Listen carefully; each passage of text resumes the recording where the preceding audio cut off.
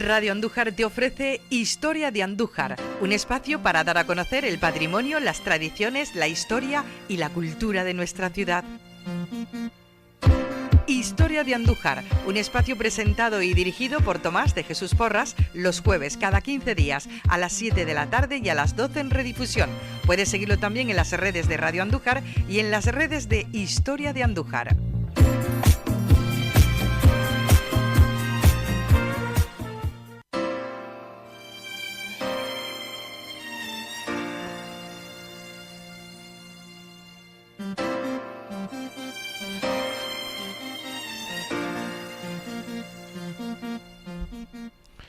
Muy buenas tardes, por decir algo, porque bueno, ahora tenemos un poquito de calma en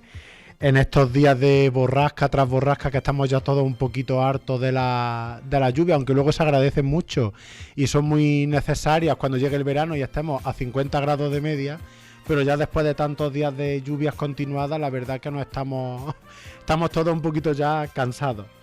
En este 5 de febrero de 2026 os traemos muchas noticias, os traemos actualidad, os traemos efemérides. Hoy la segunda parte, os lo adelanto ya, por un poquito seguir redundando en el tema, hablaremos de todas esas veces que las lluvias y las crecidas del Guadalquivir pues han afectado a nuestra ciudad y pues, han provocado las famosas riadas o arriadas, como también se solía decir. Pero bueno, empezando con la sección de noticias, a partir de este sábado y bajo inscripción se podrá visitar las obras de restauración de la iglesia de Santa Catalina Mártir del antiguo convento del mismo nombre, conocido popularmente como de Santo Domingo de Jaén, y los restos arqueológicos de los palacios islámicos que se encuentran bajo este templo. Para que nos situemos, este edificio actualmente es la sede del Archivo Histórico Provincial de Jaén, y esta restauración y puesta en valor es importante porque con ella se recupera el que fuera uno de los principales centros monásticos de Jaén capital, además de los restos arqueológicos de estos palacios musulmanes, poniendo fin a un proceso de restauración que se ha dilatado por más de 20 años. Ya sabéis que muchas veces cuando se entra en conflicto entre instituciones, Diputación, Ayuntamiento, Junta de Andalucía y demás, que lo que hablamos muchas veces, ¿no? Cosas que no deberían pasar, porque al final el patrimonio tiene que prevalecer independientemente del color político de quien esté al gobierno en cada una de estas administraciones. Pero bueno, esto ha provocado que durante casi 20 años, como veníamos diciendo, esta iglesia estuviese cerrada al culto, entrando prácticamente en ruina y bueno, ya por fin parece que felizmente todo este proceso va a acabar. Como decía, es por inscripción. Se sabe que se van a habilitar varios días. Creo recordar que este sábado ya estaría completo, pero no obstante, meteros en la web del Instituto de Estudios Jiennenses o de la propia Diputación Provincial de Jaén, en la que podréis ver el formulario de inscripción para poder verlo. Es verdad que ahora mismo no se permite la entrada a menores de edad, ¿de acuerdo? Porque se supone que las visitas están enfocadas más a una visión, digamos, más científica o más experta. Entonces, bueno, intentadlo y si podéis encontrar un hueco, ir a visitarlo más que nada porque va a ser muy interesante, porque se van a poder ver partes que en un futuro, cuando por ejemplo se enlose de nuevo la iglesia, pues ya no se podrán volver a ver en directo. Y esto también entra en consonancia y traía esta noticia por hablar con el paralelismo con la parroquia de Santiago de Andújar. Santiago, no la de la Lagunilla, sino Santiago de aquí del centro, la que se encuentra en los Pollos Santa Clara, para que nos entendamos. Una iglesia que ha sufrido muchísimo con el paso de los siglos, con la desamortización cerrada junto con Santa Marina. Luego pasa durante un tiempo a ser un convento, que añaden una casa al lado para utilizar la iglesia como capilla del propio convento. No se sabe muy bien qué daño sufre la parroquia durante la Guerra Civil. Se piensa que no demasiado, porque se conservó parte de su patrimonio mueble. Y ya a partir de ahí la iglesia es cerrada en los años finales de los 60, 70 y ha tenido una historia muy desigual. Yo recuerdo de pequeño haber entrado ahí porque se hicieron durante algún tiempo exposiciones relacionadas con la romería, varios años. Luego ahí se hicieron cursos, fue almacén para los pasos de las cofradías penitenciales de aquí de Andújar, y el último destino que tuvo era el de almacén de Cáritas parroquial.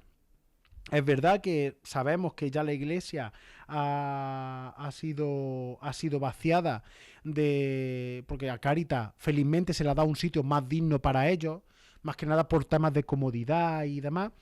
Pero es verdad que la iglesia está pendiente de una intervención. Cierto es que a finales de los 80, principios de los 90, si no recuerdo mal, la Junta de Andalucía la intervino. Y bueno, lo que es la iglesia, las naves de la iglesia aparentemente no tienen grandes daños. Lo que sí sufre más y lo que sí alarma más en cuanto a temas de conservación sería el camarín del Cristo de la Columna, una joya barroca de yeserías con hojas de acanto magnífica, uno de los grandes camarines de la provincia de Jaén que por suerte conservamos en nuestra ciudad, pero que está totalmente abandonado con grandes problemas de humedad, y que bueno, parece ser que el ayuntamiento llegó a un acuerdo con el obispado, que en definitiva es el propietario del edificio, para la restauración, el mantenimiento y la puesta en valor de ya no solo de la capilla del Cristo de la Columna, del que hemos hablado muchas veces en el programa, sino también del propio edificio, ¿no? Con los arreglos que le sean necesarios. Esperemos que esto sea así, que sea verdad, que se lleve felizmente a cabo, y que también, así como ha pasado en el caso de Jaén, pues Andújar recupere un edificio histórico que está prácticamente perdido y que la gran mayoría de los ciudadanos y ciudadanas de nuestra ciudad no conocen. Hablando también de la recuperación y puesta en valor del patrimonio, me gustaría hacerme eco de una queja que hace unos días se veía en redes sociales. Se ha estado hablando aquí en la propia casa, en Radio Andújar y demás, de la restauración de la muralla que se ha estado llevando en los últimos meses a cabo. Pues bien, ya han aparecido pintadas en las partes nuevas restauradas de la muralla. Volvemos a lo mismo, hace unos días lo hablábamos también aquí en Radio Andújar. De poco sirve restaurar patrimonio si la propia ciudadanía no respeta el patrimonio que se restaura. Y ya no solamente por hablar de inversión económica, ¿no? Que es la que conlleva todo este mantenimiento patrimonial que al final pagamos todos los ciudadanos con nuestros impuestos, sino también porque estamos hablando de la propia historia de nuestra ciudad, que bien merece un respeto y que se la mantenga, ya que se hace esa inversión de la que hablábamos. No sabemos muy bien por dónde pasa la solución, si por la puesta de cámaras de seguridad en los entornos de la muralla, porque lo que no puede ser que se esté restaurando y constantemente limpiando porque la gente pinta en la misma, que el ayuntamiento saque un bando municipal y ponga multa a la gente que vandalice la muralla. Hay que ver un poquito quién le pone el cascabel al gato. Lo que sí hay que saber, o lo que hay que tener claro, es que esto tiene que acabar lo antes posible, porque no podemos estar constantemente interviniendo la muralla, máxime cuando es vamos a denominarlo así, no un edificio, un elemento patrimonial ya bastante castigado por el paso del tiempo. Hablando del paso del tiempo, ahora con esta inclemencia meteorológica que estamos sufriendo, hoy sabíamos, por ejemplo, que esta mañana bien temprano se venía abajo una de las jarras de azucenas que realizó Fernando Marmolejo para la Giralda de Sevilla. Aquí a estos días, sobre todo a partir de ayer, con la intensa lluvia y el viento, hemos visto cómo se han caído algunos cascotes de las partes laterales de la parroquia de San Miguel, o también incluso de la torre que hay en la calle Maestra, lo que se conoce como la Casa La Torre, que hoy en día es la sede de la Concejalía de Medio Ambiente. Volvemos a lo mismo, la conservación del patrimonio, que además, si no se actúa sobre él de la forma adecuada, pues cuando vienen estas inclemencias meteorológicas, pues tenemos estas consecuencias, ¿no? Porque se caigan casquetes o se desprendan piezas que en un momento dado pues pueden herir a personas, que en definitiva es lo primero que tenemos que tener en cuenta. Y en esta sección de noticias también quería hablaros hoy, ya estuvieron aquí en Historia de Andújar, Pedro Palenciano también habla de este tema en 12 campanas de plata, la comisión de la Jaula Templete, que está recaudando fondos y está recaudando plata para realizarle el nuevo templete jaula de traslado a la Virgen de la Cabeza de cara al octavo centenario, que se celebrará, como ya sabéis, a partir de octubre de este año hasta el año siguiente, como todos sabéis, con la bajada de la Virgen, que visitará Andújar y visitará también Jaén. Podéis estar al día de todo el tema de la comisión Templete Jaula a través de Instagram y Facebook. Además, si lo escribís todo junto, Comisión Templete Jaula, os saldrá directamente tanto el Instagram como el Facebook para que estéis al día de toda la información. Luego también tenéis para los donativos y demás el Bizum, que es con el código 12586. Y también en el caso de la recogida de plata tenéis disponibles diversos establecimientos de nuestra ciudad, como sería Joyería Migal en la calle San Francisco, Joyería Joyamar, Joyería Molina en la calle Doctor Montoro, Joyería Migal Reyes en Arjonilla y también la propia sede de la Cofradía Matriz, en la que podéis llevar la plata, que todos tenemos algo, lo típico, una esclava. Es verdad que la plata es más, en ese aspecto suele ser más escasa que el oro, que los donativos en oro, pero bueno, todos tenemos lo típico, algún anillo, alguna esclava, incluso los cubiertos típicos que se regalaban cuando las comuniones, que muchos suelen tener el mango de plata y nos puede servir también, pues para poco a poco ir realizando esa jaula templete, que lo adelanto ya que en las próximas semanas recibiréis más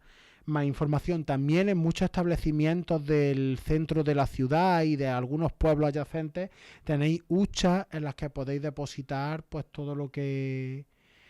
necesitéis para colaborar con la jaula templete. Y ya pasando de la sección de noticias, pues vamos con las efemérides, como sabéis, que siempre es lo que hablamos en la primera parte del programa. Hace unos días, el día 3, se celebraba San Blas. San Blas bendito, como dice el refrán, cúrame la garganta y el apetito. San Blas de Sebaste, que es el pueblo de Armenia en el que fue médico, obispo y en el que fue martirizado, este patrono de los enfermos de garganta y de los otorrinolaringólogos. Toda esta relación con la garganta del santo viene porque, según la geografía, según su historia, salvó a un niño de ahogarse por una espina de pescado que se le clavó en la garganta. Y de ahí pues se le ha venido históricamente dando esa intersección con los enfermos de garganta o la gente que padecía de garganta, y también con los problemas de deglución. Igualmente también se habla de su intersección con los animales. Sabemos que San Blas pues tenía cierta mano para curar a los animales, también de ahí que muchas veces se les represente con un pequeño animal a sus pies. En nuestra ciudad, como en otras muchas, es tradicional que cada 3 de febrero se consuman las roscas de pan. Eso sí, siempre bendecidas. Es muy habitual que a las panaderías de nuestra ciudad pues anuncien que ya ha ido el párroco correspondiente a bendecir la rosca, aunque hoy en día ya sabéis que hay muchas variantes, como en todo, pasa como con los roscones de Reyes. Hay ya roscas recubiertas de chocolate, hay de muchas variedades, ¿no? En Andújar esta costumbre, que viene de antiguo, tenía gran popularidad, sobre todo antaño,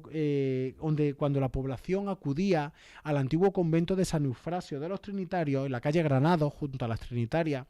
donde había una imagen de San Blas, y donde los propios curas pues vendían las roscas bendecidas que pues la gente consumía como era habitual.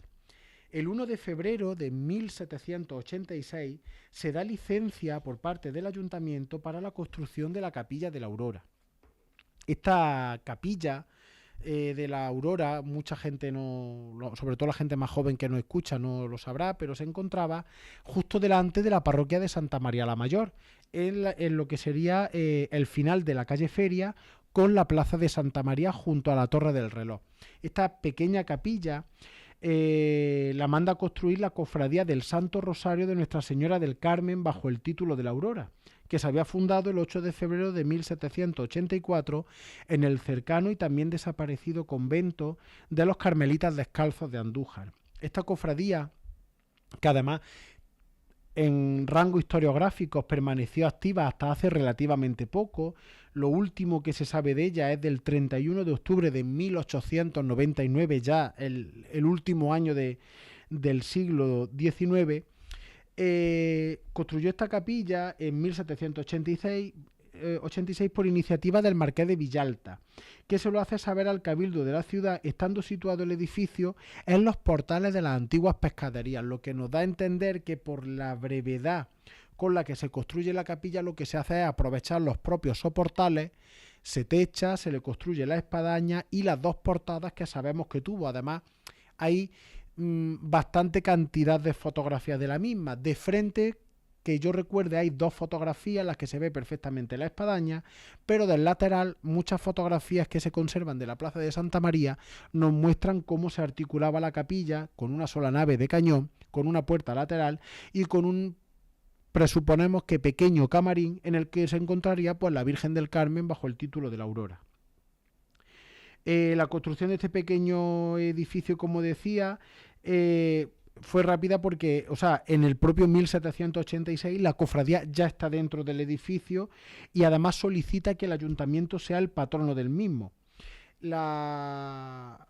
capilla, tristemente, fue derribada entre el año suponemos que entre el 74 y el 75, cuando el párroco construyendo pues un bloque de vivienda.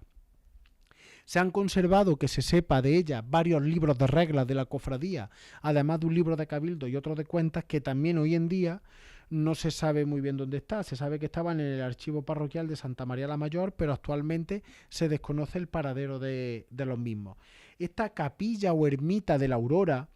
entra dentro de ese amplio catálogo de capillas y ermitas que se distribuían no solo por el interior de la ciudad, sino también por la propia sierra. Yo siempre, y me pongo en primera persona, he tenido mis dudas en denominar a estas capillas ermitas, puesto que una ermita hace necesaria la presencia de un ermitaño. Y estando las iglesias dentro del propio casco urbano de la ciudad, pues hace difícil pensar que tuviesen un ermitaño, ¿no? Cuando también todo eso alude a cierta ruralidad que se ve necesaria. Entonces casi que mejor sería que estas fuesen denominadas como capillas. Y como decía, entra dentro esta capilla de la Aurora o del Rosario de Nuestra Señora del Carmen, dentro de ese catálogo en el que, bueno, podríamos hablar de la capilla de San Sebastián, la primitiva iglesia de San Sebastián al final de la calle Ancha, que además, como sabéis, le daba nombre a la propia calle Ancha, que era Ancha de San Sebastián. Tenemos también la de San Lázaro en la corredera de los Capuchinos, que también le dio en su momento nombre a la propia corredera de San Lázaro, que luego con el tiempo pasó a ser de los Capuchinos. De la Encarnación, esta de la que hay muy poquitas noticias de ella, que se encontraba en la calle que hoy lleva ese mismo nombre, Encarnación, justo de frente a la parroquia de San Bartolomé. La capilla de Santo Domingo o ermita de Santo Domingo, sobre la que se acabó construyendo el Hospital Viejo. Evidentemente la de la Virgen de la Cabeza en la calle Ollerías, que hoy en día permanece en pie, la neogótica que se hace ya en el siglo XX. Una también muy curiosa, la de San Cristóbal y Cristo del Humilladero, que se encontraba en la intersección de la calle La Palma y la calle Dulce Jesús, una ermita además muy vinculada también a la devoción a la Virgen de la Cabeza, puesto que hay documentación que nos habla de que en varias ocasiones la cofradía iniciaba el camino desde ese lugar. Lo que pasa es que eso también se pierde en el tiempo y no se sabe muy bien todavía situar con muchos datos.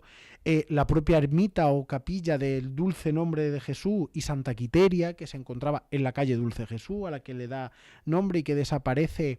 cuando la guerra de independencia, cuando la capilla estaba siendo utilizada como polvorín y ese polvorín reventó. También hay pocas referencias a la capilla o la ermita de Santa Cecilia. Tenemos una solamente en 1601 y poco más. La de San Roque, sobre la que posteriormente se acabó levantando el convento de los Capuchinos, hoy de la Divina Pastora. La de San Pedro y San Pablo, al otro lado del puente romano, de la que se piensa que esas viviendas antiguas que se conservan ahí pueden formar parte de lo que era la antigua ermita de San Pedro y San Pablo. la de Santa Ana, del Palacio de los Cárdenas, en el Altozano, hoy en día de Monseñor Estepa, antes de Santa Ana, la del Hospital de Honrados Viejos, que también se perdió, o la del Hospital de Nuestro Padre Jesús Nazareno en la calle Carvajal, hoy, aunque todo el mundo la conoce como Hermanos Carvajal, pero está más rotulada, era la calle Carvajal desde antiguo. También había una ermita en la calle El Pino dedicada a San Bonoso y San Maximiano, a los santos de Arjona. También había otra ermita muy cerca de la ciudad dedicada a Nuestra Señora de las Nieves, en lo que hoy en día se sigue conociendo como el Cerro de las Nieves, que si nos vamos por la zona de la calle Ana María Moga y miramos hacia la zona de la A4 de la autovía, entre el paisaje del olivar, veréis que en medio de lo alto de uno de los cerros se encuentra un pino plantado ahí en medio. Donde está ese pino, ahí se sabe que había un pequeño núcleo urbano, muy pequeñito, de unas pocas casas, y una ermita dedicada a Nuestra Señora de las Nieves. Y luego, pues ya como decía, pues todo ese reguero de ermitas que se encontraban pues en las propias viñas de Peñallana, en las que se conservan muy poquitas, la propia ermita de San Ginés, la ermita de San Mancio, la ermita del Rosario, ya en el propio santuario, que lamentablemente, de haberse conservado todo ese patrimonio, pues sería muy interesante a día de hoy pues poder estudiarlo de una forma más detenida, ¿no? Porque habla de una larga tradición de ermitas, capillas devocionales en nuestra ciudad. Continuando con la efeméride, el 17 de febrero del 37, Andújar es de nuevo bombardeada por la aviación sublevada. Este ataque afectó principalmente al tramo central de la corredera Capuchino y en concreto a la fábrica de harinas de la Divina Pastora de José Jiménez en el número 54, donde murieron 20 personas. El azulejo de la fachada de esta fábrica es el hoy conservado en la rotonda que se instaló delante de la actual parroquia de la Divina Pastora. La terrible mortalidad de este bombardeo no fue tanto por las bombas y ametralladoras de los aviones, que ya de por sí volaban de forma rasante para causar el mayor daño posible, sino por la caída de un cable que provocó que muchas de estas personas se electrocutasen. Este bombardeo, como todos los que sufrió la ciudad de Andújar, están muy bien datados, están estudiados y demás por diferentes expertos dedicados sobre todo al tema de la memoria histórica, como Santiago de Córdoba y demás gente que recomiendo que busquéis sus libros también para entender y comprender mejor la historia, entiéndase la expresión, muy interesante de la ciudad de Andújar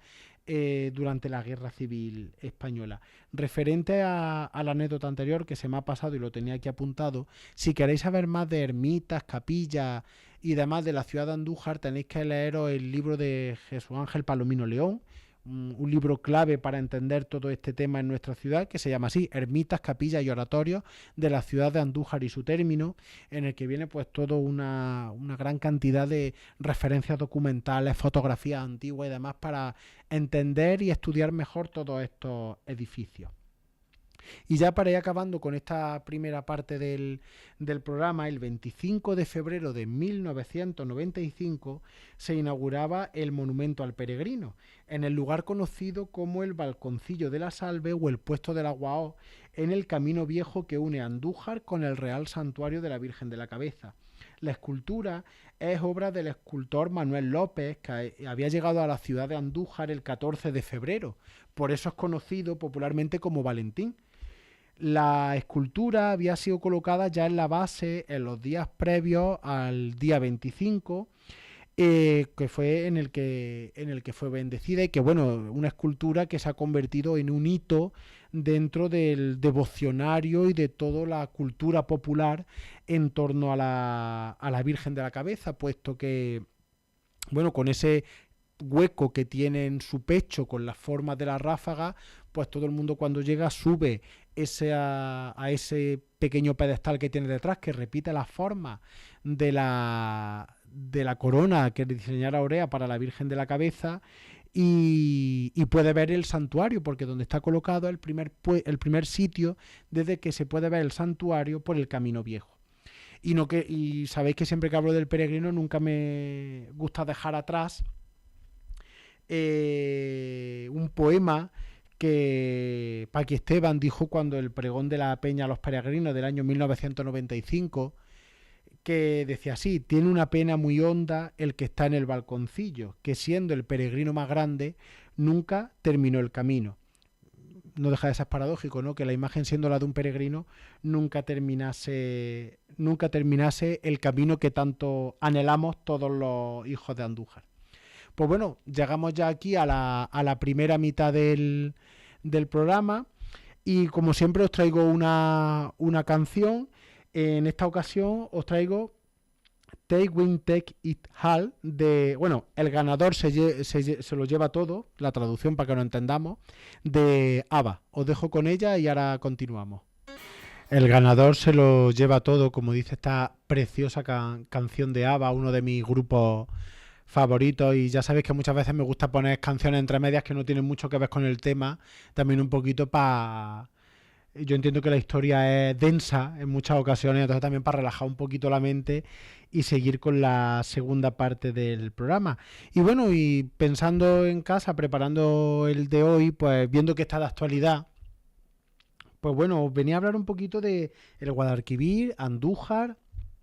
las inundaciones y bueno, y todas esas tormentas que a lo largo del tiempo pues han ido afectando a nuestra ciudad, que por una parte pues se encuentra en un entorno muy favorable entre la Vega del Guadalquivir por un lado y la sierra, el Parque Natural de la Sierra de Andújar por otro, pero que bueno, que en muchas ocasiones la naturaleza es impetuosa, peligrosa también en muchos casos, generadora de vida, como no puede ser de otra manera, pero también pues bueno, que cuando se levanta de mala gana pues tiene que tener uno bastante cuidado. Los ríos son indispensables para la vida, las ciudades se originaban en su entorno y durante la Edad Antigua y Media eran utilizados como defensas naturales de las mismas. Estos dotaban a la ciudad de suministros como el agua para el abastecimiento de las personas, la obtención de alimentos mediante la pesca y servían para poner en riego los cultivos de la ribera o, como sucede en nuestra ciudad, los barros que generaban se utilizaban para la realización de la cerámica y demás objetos. Por otro lado, también se obtenía energía de ellos a través de los molinos. Fijaros todo lo que se puede obtener en este caso de los ríos, en nuestro caso del Guadalquivir, del Betis, como lo llamaban los romanos, el Río Grande, que sería su significado, y que bueno, pues tanto aporta a la ciudad. En Andújar, dentro de esa forma de obtener energía, hablamos de antiguamente, claro está, destaca el Molino de las Aceñas, notable por su singularidad al pertenecer a un grupo de vecinos de clase humilde en lugar de a la clase alta, y convirtiéndolo así en un hito de rodezno horizontal, los cuales se usaban para la fabricación de harina, moler los diversos productos tintóreos o para triturar lajas o piedras de sal, y tras la llegada de los musulmanes y sus nuevos productos agrícolas para el blanqueamiento de los granos de arroz. Evidentemente, hablábamos hace poquito de la iglesia de Santiago, hemos hablado de las murallas. Este es otro de los, quizás, de los hitos pendientes de la ciudad desde hace décadas, y es que Andújar, quizás también por lo impetuoso del Guadalquivir, lo estamos viendo ahora, como viene cargado de agua, casi taponando los ojos del puente romano, ha tendido a darle la espalda al río a pesar de aportarle tanto bueno a la ciudad. Eso ha hecho, por ejemplo, que el Molino de la Aceña pues esté en un pésimo estado de conservación, o que el propio puente romano, o el puente viejo, como también lo conoce mucha de la ciudadanía, pues también esté en un estado de conservación bastante lamentable, y que ya es hora de que entre todos le pongamos solución. Primero la entidad pública como gestora del mismo, y luego también los ciudadanos, que me consta que hay muchos que hacen presión desde hace tiempo, pues en que se restaure felizmente. También la restauración del puente romano, pienso yo, y esto es una opinión personal, que pasa por una cuestión clave, que es su definitiva peatonalización. Y es que, como vimos en el caso del puente romano de Córdoba, que una vez fue restaurado, fue cortado su tráfico rodado, es inviable que un ente arquitectónico de ese calibre leyenda, y se puede concluir en definitiva que los ríos constituyen un elemento geográfico esencial para entender la historia de los pueblos. Andújar, como decía, está situada sobre el valle del río Guadalquivir y es este río el que la divide en dos áreas diferenciadas de las que hayamos hablado. La Vega, que sería básicamente la ciudad y todos esos territorios adyacentes al propio río, aunque hoy en día sabéis que tenemos nuevas poblaciones como pueden ser los Llanos del Sotillo, las Vegas de Triana, como su nombre indica, o la propia Ropera, que son ciudades pueblos de nueva colonización, pero que al final se acaban asentando en toda esa vega de nuestra ciudad y evidentemente la propia parte de la sierra, en la que también ahí tenemos que hablar de todo el tema del río Jándula, que es muy importante. El trazado que describe el río Guadalquivir en Andújar es típicamente meandriforme, siendo los meandros, es decir, las curvas descritas por el curso de un río, cuya sinuosidad es pronunciada con lóbulos sucesivos y que divagan en una llanura de inundación. Estas últimas son terrenos sujetos a inundaciones recurrentes con mayor frecuencia, ubicados en zonas adyacentes a los cursos de agua y cumplen labores de retención o alivio de los flujos de agua y de la carga sólida transportada durante las crecidas, de resguardo contra la erosión, así como de fertilización de los suelos de vega y recarga de acuíferos. Aquí entraríamos también en algo muy importante para nuestra ciudad, que han sido las tierras de labor.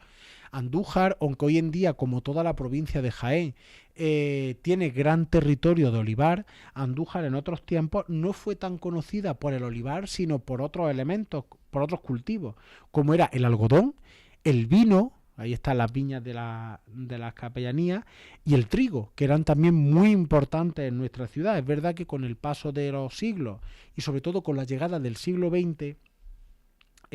tuvo gran importancia el tema del olivar, pues como decía, como ha pasado en toda la provincia de Jaén. Además, en nuestro parque natural encontramos varios cursos de agua que dan lugar a una red hidrográfica de importancia, además todas ellas relacionadas con el río Guadalquivir, como sea el propio río Jándula, que también viene inmenso. El otro día, ayer creo que era, se hacía público parte los dos grandes embalses que se encuentran hoy en día en la sierra, que sería el Salto del Jándula, del que ya hablamos en más de una ocasión, ¿no? Y de toda esa magnífica arquitectura, obra de Castro Fernández Suárez, y el Pantano del Encinarejo. Ahora que las borrascas no paran de descargar agua y va subiendo el nivel de los ríos progresivamente, queríamos hablar de todas las veces que este ha afectado negativamente al desarrollo y seguridad de Andújar. Para esto nos tenemos que basar en algo fundamental, que serían las actas capitulares. Y lo bueno que tienen estas actas capitulares es que nos aportan muchos datos acerca de estas inundaciones o arriadas, como se decía, del Guadalquivir en Andújar y de sus consecuencias, en muchos casos nefastas, que fueron provocando a lo largo de los siglos. Por ejemplo, os he traído una recopilación de algunas fechas para que la tengamos clara. El 3 de noviembre de 1617 se libran 72 reales al rector y capellanes del santuario de la Virgen de la Cabeza para que hagan 9 fiestas con motivo del temporal que azotaba Andújar. El 26 de marzo de 1618, fijaros, al año siguiente, se acuerda pedir a los conventos de la ciudad que hagan rogativas para que se frene el temporal que nuevamente estaba castigando a la ciudad. El 13 de febrero de 1626, para intentar paliar los muchos daños que las lluvias furiosas estaban ocasionando, fijaros, como estamos más o menos ahora, se pide hacer fiestas solemnes a San Eufrasio con procesión alrededor del convento. Nos habla que los vecinos están atormentados por el temporal, no pudiendo los molinos moler el trigo para el pan por estar inundados a causa de la crecida del Guadalquivir, estando la ciudad en carestía de pan. No se podían atravesar los puentes ni los caminos cercanos a ellos. También se acaban encargando 9 fiestas a la Virgen de la Cabeza en Santa María para poner remedio a la situación. También nos habla este acta capitular de la gran cantidad de casas que se han venido abajo por las fuertes lluvias. Esta lluvia fue tal y tan prolongada que hasta las propias murallas amenazaban ruinas. O sea, fijaros, esta tempestad, esta tormenta que azotó nuestra ciudad en 1626, hasta qué punto llegó, que mira que las murallas de Andújar eran duras, pues hasta las murallas amenazaron ruinas de la cantidad de agua que llegó a caer. Y fijaros también, antiguamente los molinos utilizaban la propia fuerza de los ríos. Al subir el agua, ¿qué pasaba? No podían moler el trigo, empezaba la carestía de alimentos. Ese mismo mes de febrero de 1626, los regidores dan cuenta de que se ha hundido el desagüe del Peso de la Harina, inundándose todo el barrio y la calle Judería, donde se han caído todas las casas y las contiguas están amenazando ruina. O sea, fijaros hasta qué punto llegaron las lluvias de este mes de febrero de 1626. El día 2 del mes siguiente de marzo, se acuerda tirar algunos lienzos de muralla por estar amenazando derrumbe y amenazar la seguridad de los vecinos. Ya nos tenemos que ir hasta el 13 de enero de 1642, que por las crecidas del Guadalquivir no se puede atravesar por el puente, hablando este acta capitular de que se han ahogado bastantes vecinos, si bien es verdad que no especifica el número de los mismos. Al año siguiente, 1643, otra avenida del río causa la ruina de numerosas casas y se teme por la Torre del Reloj y la Torre de la Muralla que está junto al convento de San Francisco por amenazar ruina a ambas, siendo finalmente reparadas. Fijaros, menos mal que se pudo arreglar la Torre del Reloj, si no hoy en día la hubiésemos perdido también. En 1649, concretamente en marzo, se sabe que ha estado lloviendo todo el invierno, siendo aún en marzo imposible cruzar el puente y escaseando de nuevo el pan de la ciudad. También fijaros que en estas épocas pues no había ni embalses ni pantanos que controlasen ese flujo y se pudiese en un momento dado más o menos subir o bajar el nivel del agua. En 1662, otra riada provoca la ruina de la obra nueva del puente romano y se han producido varios ahogamientos en el río. Fijaros también, como hablaba antes, ¿no?, de las de veces que fue necesario restaurar el río, pero es que muchas veces se estaba todavía arreglando lo que había destrozado la riada anterior y venía una nueva que se lo llevaba por delante.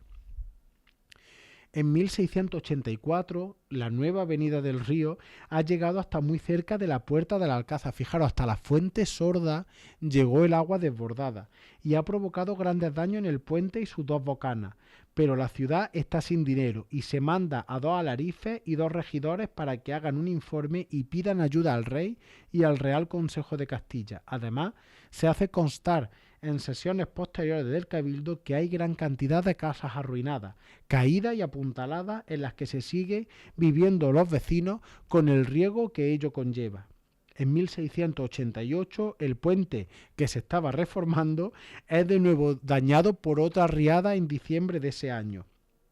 En 1692 el Cabildo comunica que en 1680 la peste y en 1684 la gran arriada que sufrió la ciudad ha provocado que haya más de 1000 casas inhabitables y los años siguientes por las malas cosechas y poco comercio la ciudad está peor que nunca. Este mismo año una lluvia torrencial tapona las alcantarillas de la Silera poniendo en riesgo la vida de varios vecinos. En 1695, otra gran venida del Guadalquivir causa grandes daños en el puente y en las casas adyacentes. En 1711, otro temporal ha ocasionado el hundimiento de la entrada del puente, cosa que vuelve a pasar en la riada de 1739 y en la de 1740.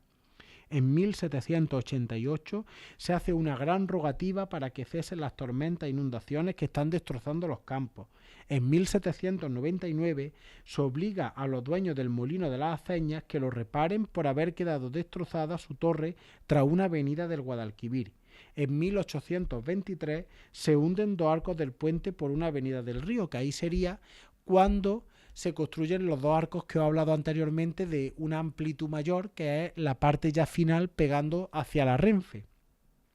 Y desde esta fecha dejamos de tener constancia hasta los años 40, ¿de acuerdo? Cuando sabemos que en 1940 las intensas lluvias provocan el derrumbe de varios edificios y la avenida del Guadalquivir que inundó Andújar y toda la Vega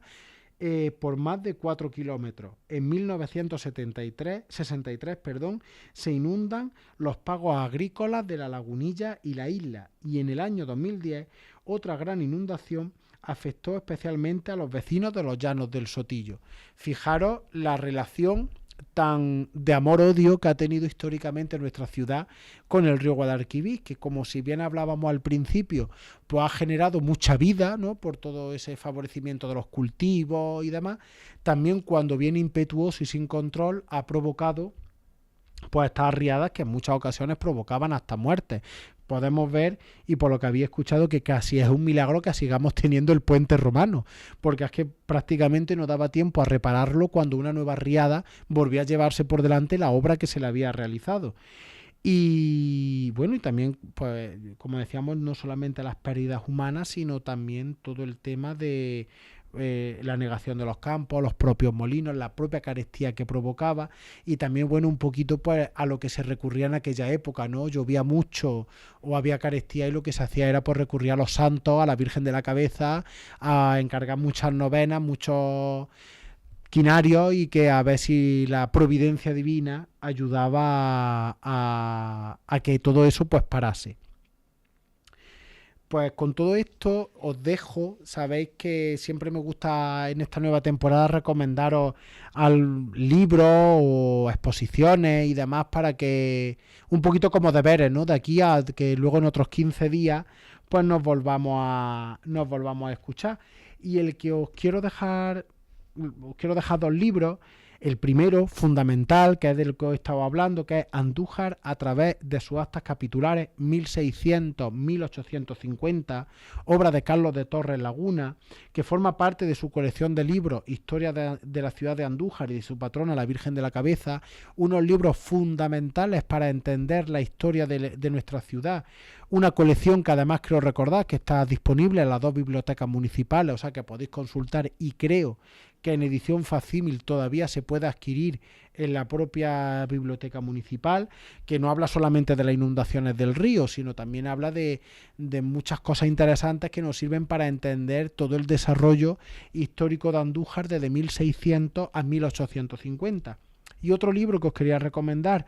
también ligado al tema de las inundaciones, es Andújar con el agua al cuello, obra de Pablo Utrera, que es quizá el estudio más reciente, uno de los estudios más recientes